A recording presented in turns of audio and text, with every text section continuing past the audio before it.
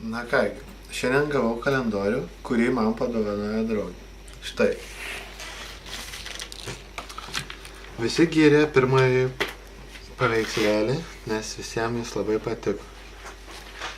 Mano draugė sumaketavo ir sudėjo į kalendorių nuotraukas, kurios buvo man gražiausios ir taip pat mūsų abiejų nuotraukas. Ji pažymėjo svarbias datas, gimtadienius,